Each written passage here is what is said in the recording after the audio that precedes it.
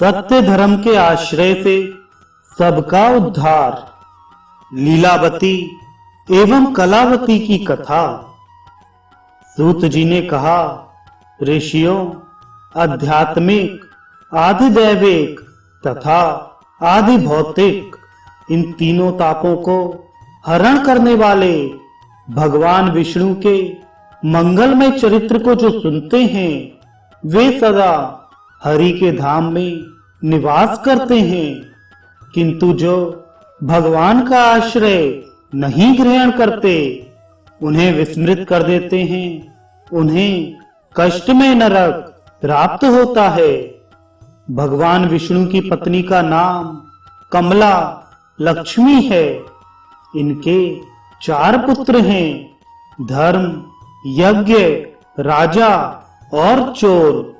ये सभी लक्ष्मी प्रिय हैं, अर्थात ये लक्ष्मी की इच्छा करते हैं। ब्राह्मण और अतिथियों को जो दान दिया जाता है वह धर्म कहा जाता है। उसके लिए धन की आवश्यकता है। स्वाहा और स्वधा के द्वारा जो देव यज्ञ और प्रतियज्ञ किया जाता है वह यज्ञ कहा जाता है। उसमें भी धन की अपेक्षा होती है। धर्म और यज्ञ की रक्षा करने वाला राजा कहलाता है, इसलिए राजा को भी लक्ष्मी की अपेक्षा रहती है। धर्म और यज्ञ को नष्ट करने वाला चोर कहलाता है, वह भी धन की इच्छा से चोरी करता है। इसलिए ये चारों किसी न किसी रूप में लक्ष्मी के किंकर हैं, परंतु जहां सत्य रहता है वहीं धर्म रहता है और वहीं लक्ष्मी भी स्थिर रूप में रहती है। वह बड़े सत्य धर्म से च्युत हो गया था। उसने सत्यनारायण का व्रत ना कर प्रतिज्ञा भंग की थी, इसलिए राजा ने उस वणिक के घर से भी सारा धन हरण करवा लिया और घर में चोरी भी हो गई। बेचारी उसकी पत्नी लीलावती एवं पुत्री कलावती के साथ अपने वस्त्र आभूषण तथा मकान बेचकर जैसे तैसे जीवन यापन करने लगी। एक दिन उसकी कन्या कलावती भूख से व्याकुल होकर किसी ब्राह्मण के घर गई और वहां उसने ब्राह्मण को भगवान सत्यनारायण की पूजा करते देखा।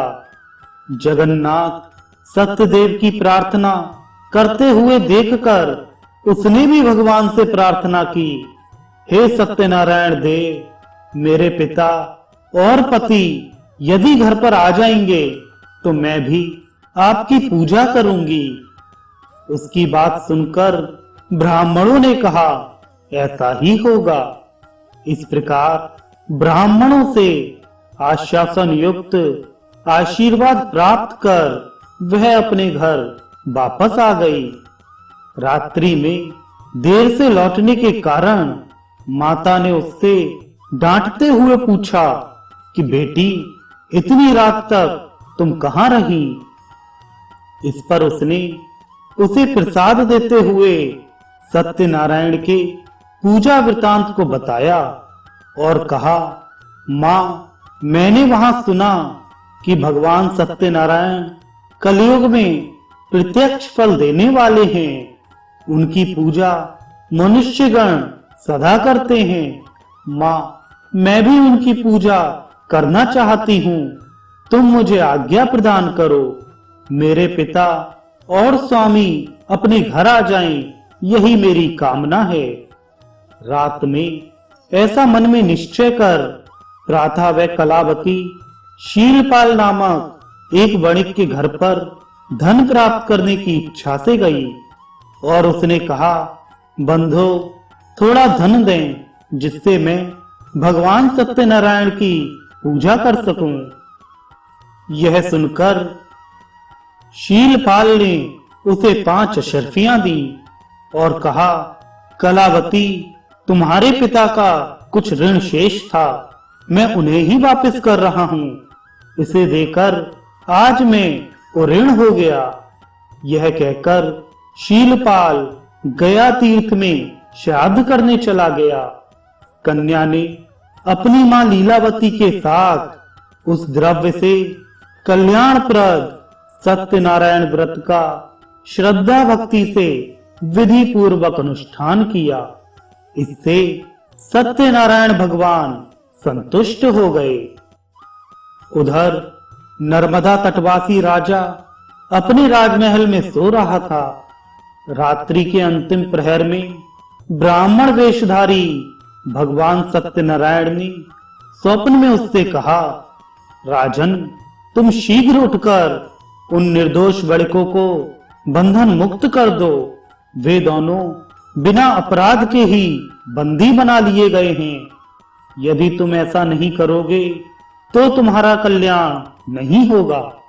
इतना कहकर वे अंतर्हित हो गए। राजा निद्रा से सहसा जाग उठा। वह परमात्मा का स्मरण करने लगा। प्रातःकाल राजा अपनी सभा में आया और उसने अपने मंत्री से देखे गए स्वप्न का फल पूछा। महामंत्री ने भी राजा से कहा, राजन, बड़े आश्चर्य की बात है। मुझे भी आज ऐसा ही स्वप्न दिखलाई पड़ा। अतः उस बणिक और उस जमाता को बुलाकर भली भांति पूछताछ कर लेनी चाहिए। राजा ने उन दोनों को बंदी गृह से बुलवाया और पूछा, तुम दोनों कहां रहते हो और तुम कौन हो? इस पर साधु वणिक ने कहा, राजन, मैं रत्नपुर का निवासी एक वणिक हूं। मैं व्यापार करने के लिए यहाँ आया था, पर दैववश आपके सेवकों ने हमें चोर समझकर पकड़ लिया। साथ में यह मेरा जमाता है। बिना अपराध के ही हमें मणिमुक्ता की चोरी लगी है। राजेंद्र, हम दोनों चोर नहीं हैं। आप भली भांति विचार कर लें। उसकी बात सुनकर राजा को बड़ा पश्चाताप हुआ। उन्होंने उसे बंधन मुक्त कर दिया।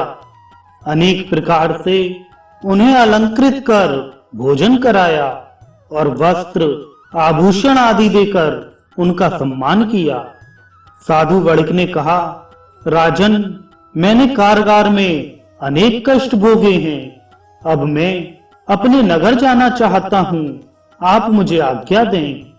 इस पर राजा ने अपने कोषाध्यक्ष के माध्यम से साधु वणिक की नौका रत्नों आदि से परिपूर्ण करवा दी। फिर वह साधु वणिक अपने जमाता के साथ राजा द्वारा सम्मानित हो द्विगुणित धन लेकर रत्नपुर की ओर चला। साधु वणिक ने अपने नगर के लिए प्रस्थान किया, पर भगवान सत्यनारायण का पूजन वह उस समय भी भूल गया। भगवान सत्यदेव, जो कलयुग में तत्काल फल देते हैं, पुनः तपस्वी का रूप धारण कर वहां आकर उससे पूछा, साधु, तुम्हारी इस नौका में क्या है? इस पर साधु वणिक ने उत्तर दिया, आपको देने के लिए कुछ भी धन मेरे पास नहीं है। नाव में केवल कुछ लताओं के पत्ते भरे पड़े हैं। साधु वणिक के ऐसा कहने पर तपस्वी ने कहा, ऐसा ही होगा। इतना कहकर तपस्वी अंतर्धान हो गए। उनके ऐसा कहते ही नौका में धन के बदले केवल पत्ते ही दिखने लगे। यह सब देखकर साधु अत्यंत चकित एवं चिंतित हो गया। उसे मूर्छा सी आ गई। वह अनेक प्रकार से विलाप करने लगा। वज्रपात होने के समान वह स्तब्ध होकर सोचने लगा कि मैं अब क्या करूं, कहां जाऊं, मेरा धन कहां चला गया। जमाता के समझाने बुझाने पर इसे तपस्वी का श्राप समझकर वह पुनः उन्हीं तपस्वी की शरण में गया और गले में कपड़ा लपेटकर उस तपस्वी को प्रणाम कर कहा, महाभाग, आप कौन हैं? कोई गंधर्व हैं या देवता हैं या साक्षात परमात्मा हैं। प्रभो, मैं आपकी महिमा को लेश मात्र भी नहीं जानता। आप मेरे अपराधों को क्षमा कर दें और मेरी नौका को धन से पुनः पूर्ववत कर दें। इस पर तपस्वी रूपी भगवान सत्यनारायण ने कहा कि तुमने चंद्रचूड़ राजा के सत्यनारायण के मंडप में संतति के प्राप्त होने पर भगवान सत्यदेव की पूजा करूंगा ऐसी प्रतिज्ञा की थी। तुम्हें कन्या प्राप्त हुई, उसका विवाह भी तुमने किया, व्यापार से धन भी प्राप्त किया, बंदी गृह से तुम मुक्त भी हो गए, पर तुमने भगवान सत्यनारायण की पूजा कभी नहीं की। इससे मिथ्या भाषण, प्रतिज्ञा लोप और देवता की अवज्ञा आदि अनेक दोष हुए। तुम भगवान का स्मरण तक नहीं करते, इसी कारण हे मूढ़ तुम कष्ट भोग रहे हो। सत्यनारायण भगवान सर्वव्यापी हैं, वे सभी फलों को देने वाले हैं। उनका अनादर कर तुम कैसे सुख प्राप्त कर सकते हो? तुम भगवान को याद करो, उनका स्मरण करो। इस पर साधु वणिक को भगवान सत्यनारायण का स्मरण हो आया और वह पश्चाताप करने लगा। उसके देखते ही देखते वहां वे तपस्वी भगवान सत्यनारायण रूप में परिवर्तित हो गए और तब वह उनकी इस प्रकार स्तुति करने लगा। सत्य स्वरूप, सत्य संग, सत्य नारायण भगवान हरि को नमस्कार है। जिस सत्य से जगत की प्रतिष्ठा है, उस सत्य स्वरूप आपको बार बार नमस्कार है। भगवान, आपकी माया से मोहित होने के कारण मनुष्य आपके स्वरूप को जान नहीं पाता और इस दुख रूपी संसार समुद्र को सुख मानकर उसी में लिप्त रहता है। धन के गर्व से मैं मूढ़ होकर मदांधकार से कर्तव्य और अकर्तव्य की दृष्टि से शून्य हो गया। मैं अपने कल्याण को भी नहीं समझ पा रहा हूँ। मेरे द्वारात्मय भाव के लिए आप क्षमा करें। हे तपोनिधे, आपको नमस्कार है। कृपा सागर, आप मुझे अपने चरणों का दास बना लें, जिससे मुझे आपके चरण कमलों का नित्य स्मरण होता रहे। इस प्रकार स्तुति कर उस साधु वणिक ने 1,00,000 मुद्रा से पुरोहित के द्वारा घर आकर सत्यनारायण की पूजा करने के लिए प्रतिज्ञा की। इस पर भगवान ने प्रसन्न होकर कहा, वत्स, तुम्हारी इच्छा पूर्ण होगी। तुम पुत्र पौत्र से समन्वित होकर श्रेष्ठ भोगों को भोग कर मेरे सत्यलोक को प्राप्त करोगे और मेरे साथ आनंद प्राप्त करोगे। यह कहकर भगवान सत्यनारायण अंतर्धान हो गए और साधु ने पुनः अपनी यात्रा प्रारंभ की। सत्यदेव भगवान से रक्षित हो वह साधु वणिक 1 सप्ताह में नगर के समीप पहुंच गया और उसने अपने आगमन का समाचार देने के लिए घर पर दूत भेजा।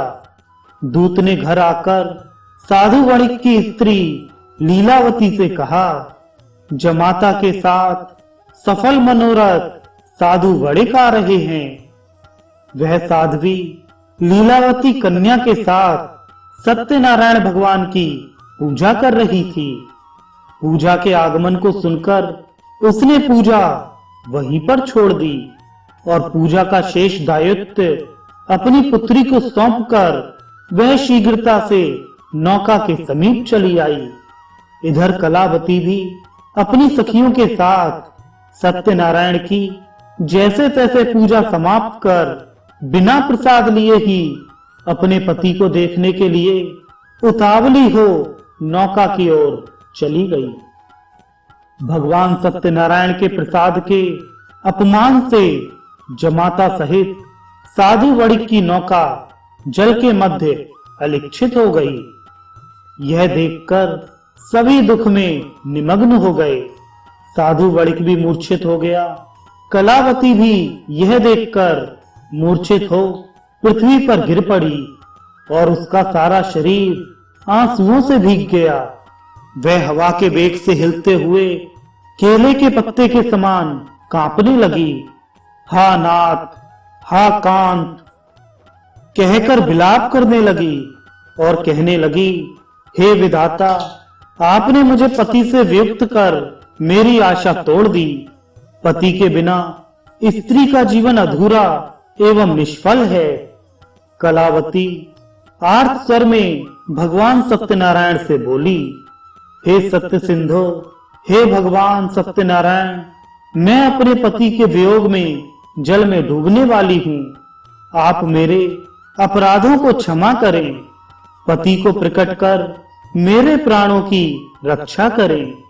इस प्रकार जब वह अपने पति के पादुकाओं को लेकर जल में प्रवेश करने वाली थी, उसी समय आकाशवाणी हुई, हे साधो, तुम्हारी पुत्री ने मेरे प्रसाद का अपमान किया है। यदि वह पुनः घर जाकर श्रद्धा पूर्वक प्रसाद को ग्रहण कर ले तो उसका पति नौका सहित यहाँ अवश्य दिखेगा। चिंता मत करो। इस पर आश्चर्यचकित हो कलावती ने वैसा ही किया और उसे उसका पति पुनः अपनी नौका सहित दिखने लगा। फिर क्या था, सभी परस्पर आनंद से मिले और घर आकर साधु वणिक ने 1,00,000 स्वर्ण मुद्राओं से बड़े समारोह पूर्वक भगवान सत्यदेव की पूजा की और आनंद से रहने लगा। पुनः कभी भगवान सत्यदेव की उपेक्षा नहीं की। उस व्रत के प्रभाव से पुत्र पौत्र समन्वित अनेक भोगों का उपभोग करते हुए सभी स्वर्गलोक चले गए। इस इतिहास को जो मनुष्य भक्ति पूर्वक सुनता है वह भी विष्णु का अत्यंत प्रिय हो जाता है, अपनी मनोकामना की सिद्धि प्राप्त कर लेता है। सूत जी बोले, ऋषि गणों, मैंने सभी व्रतों में श्रेष्ठ इस सत्यनारायण व्रत को कहा। ब्राह्मण के मुख से निकला हुआ यह व्रत कलिकाल में अतिशय पुण्यप्रद है।